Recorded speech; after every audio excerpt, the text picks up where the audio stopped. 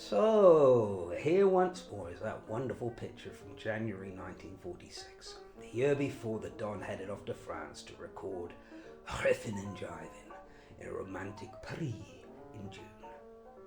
Back in exciting New York, where this picture was taken, we can see that he's playing a rare Selmer radio-improved tenor saxophone with an Otto-Link tone master.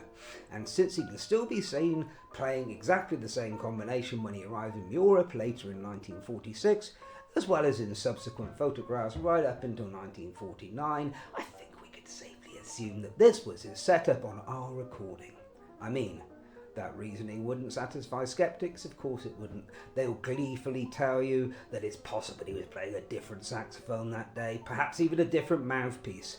But, you know, ever since Antiochus of Ascalon kicked pointless skepticism out of the Platonic Academy back in the 1st century BC, and rightfully so, we Platonists haven't really cared about that kind of thing. The truth is that Don was playing a Selmer radio-improved tenor with an Otto-Link tone master mouthpiece when he recorded the French version of Riffin and Jivin, and indeed when he recorded all 3 versions, even the American one from July 1944, because you can see him using them here in May of that year. At an unspecified time between 1939 and 1944, unknown even to Don's biographer, the Don changed to this Selmer from a Con 10M, the one he can be seen playing in this photograph, which was taken in even 1939 or 40.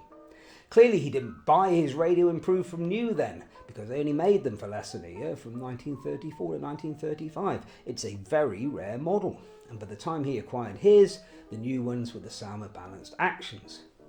That may not be the same mouthpiece either. Tone Masters only came out in 1940. It could be the earlier Otto-Link 4-star model, which is the one I play, as did Coleman Hawkins on Body and Soul. From this picture it looks like it could be.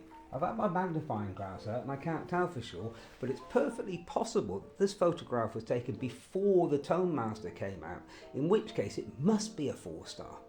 Most of the tenor greats were playing them back then anyway, because Coleman Hawkins had on Body and Soul.